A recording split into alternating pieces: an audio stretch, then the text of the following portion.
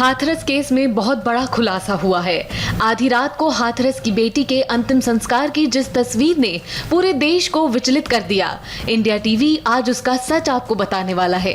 आपको हाथरस केस पर आज बहुत बड़ा खुलासा दिखा रहे हैं। टेप में कैद वो गवाही जिसने डीएम प्रवीण कुमार को पूरी तरह एक्सपोज कर दिया है। आखिर किसके ऑर्डर पर हाथरस की बेटी को एक लावारिस शव की तरह जला दिया गया? पहली बार हाथरस के पुलिस अफसरों ने उस सवाल का जवाब दिया है, जिसका जवाब पूरा देश जानना चाहता है। हमने उन अफसरों से बात की जो उस वक्त ग्राउंड जीरो पर मौजूद थे। सबसे बड़ा खुलासा किया है क्राइम ब्रांच के संजीव शर्मा ने, जिसके मुताबिक हाथरस में डीएम के आदेश पर ही आधी रात पीड़ित लड़की का अंतिम संस्कार किया गया। उस वक्त डीएम खुद मौके पर मौजूद थे।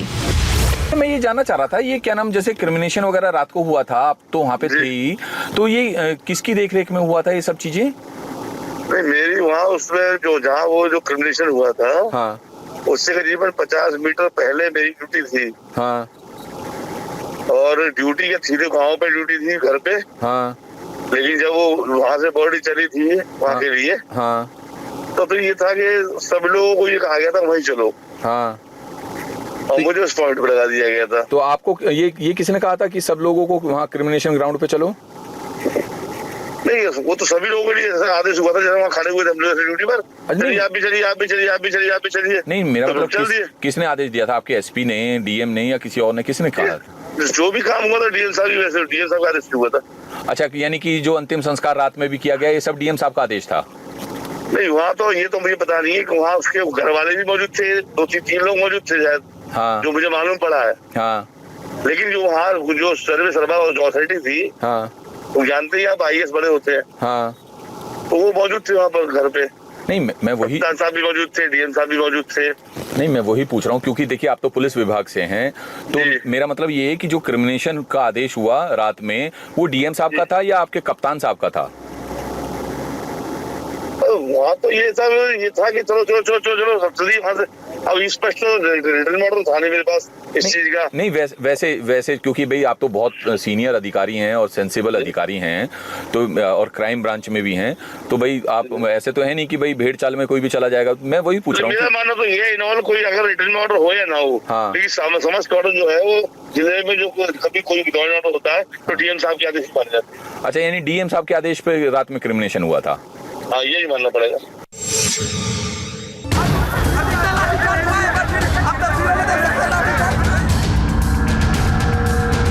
क्या हाथरस के नाम पर यूपी को जलाने की बड़ी साजिश रची गई? ये सवाल इसलिए क्योंकि यूपी सरकार की जांच में योगी के खिलाफ इंटरनेशनल साजिश का बड़ा खुलासा हुआ है। दावा है कि पीएम मोदी और सीएम योगी को बदनाम करने के लिए रातों रात वेबसाइट बनाई गई, जिसका मकसद था दंगे भड़काना। वेबसाइट के तार एक इंटरनेशनल एनजीओ से जुड़े हैं। यूपी सरकार की जांच के मुताबिक साजिश के लिए इस्लामिक देशों में जबरदस्त फंडिंग की बात भी सामने आई है। कई अहम और चौंकाने वाले सुराग भी जांच एजेंसियों के हाथ लगे हैं। इस वेबसाइट में फर्जी आईडी के हजारों लोगों को जोड़ा गया। वेबसाइट पर विरोध प्रदर्शन की आड़ में देश और प्रदेश में दंगे कराने और दंगों के बाद बचने के तरीकों का भी जिक्र है। सबसे बड़ी बात यह कि रात में छापेमारी होते ही और सुरक्षा एजेंसियों के एक्टिव होते ही वेबसाइट बंद हो गई, पर एजेंसियों के पास वेबसाइट के सारे कंटेंट मौजूद हैं। जिस वेबसाइट के जरिए दंगे की साजिश का दावा किया जा रहा है, उसमें सभी जरूरी निर्देश दिए गए थे। क्या करना है, क्या नहीं करना है, क्या पहनना है, क्या साथ ले जाना है, इस वेबसाइट में हर बात का जिक्र किया गया था।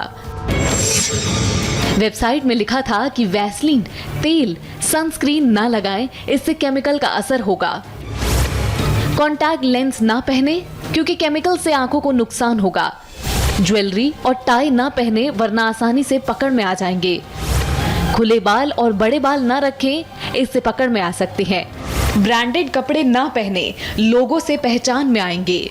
N95 मास्क पहने, इससे टीयर गैस धुएं से बच पाएंगे। स्विमिंग वाले चश्मे पहने जो आंखों को टीयर गैस से बचाएंगे। टोपी का इस्तेमाल करें, इससे पुलिस को पहचान करने में मुश्किल होगी। स्निकर पहने जिससे भागने में आसानी होगी। पूरे शरीर को ढकें, इससे मिर्च पाउडर से बचेंगे। वेबसाइट में दंगे के लिए और भी कई निर्देश दिए गए हैं।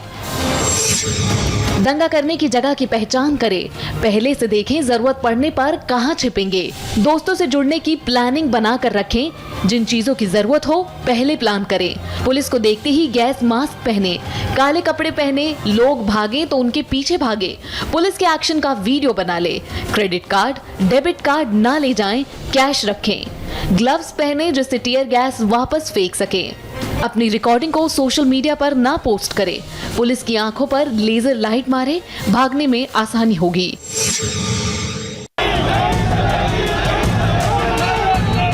राजस्थान के बारां में रेप मामले को लेकर बवाल शुरू हो गया है। जयपुर में बीजेपी के सैकड़ों कार्यकर्ता आज गहलोत सरकार के खिलाफ सड़क पर उतर आए। राजस्थान सरकार के खिलाफ जमकर नारेबाजी की। राजस्थान बीजेपी अध्यक्ष सतीश पुनिया की अगुवाई में सैकड़ों कार्यकर्ता सड़क पर उतरे। इस दौरान बीजेपी कार्यकर्ताओं और पुलिस में झड़प भी हुई। वहीं बीजेपी की एक टीम ने बारां पहुंचकर पीड़िता के परिवार से मुलाकात की। कर्नाटक कांग्रेस अध्यक्ष डीके शिव कुमार और उनके भाई डीके सुरेश के ठिकानों पर सीबीआई ने छापेमारी की। कर्नाटक की 9 जगहों समेत मुंबई और दिल्ली के 14 ठिकानों पर सीबीआई छापेमारी कर रही है। अब तक की रेड में सीबीआई ने 50 लाख कैश बरामद किया है। आय से अधिक संपत्ति मामले में सीबीआई डीके शिव कुमार के ठिकानों पर छापेमारी कर रही है। देश में कोरोना मरीजों की संख्या में लगाम नहीं लग पा रहा है। हालांकि पिछले कुछ दिनों में नए मरीजों की आने की रफ्तार थोड़ी कम हुई है, लेकिन अब भी देश में कोरोना पीड़ितों की संख्या 66 लाख से ज्यादा है। देश में अब तक कोरोना के टोटल 66,23,816 केस आए हैं, जिनमें से 1,02,685 लोगों की मौत हो चुकी है, जबकि 55,86,703 कोरोना मरीज इलाज के बाद ठीक हो चुके हैं। इस वक्त देश में कोरोना के 9,34,427 एक्टिव केस हैं। पिछले 24 घंटे में कोरोना के 74,442 नए केस आए हैं, जबकि 903 लोगों की कोरोना की वजह से मौत हुई है।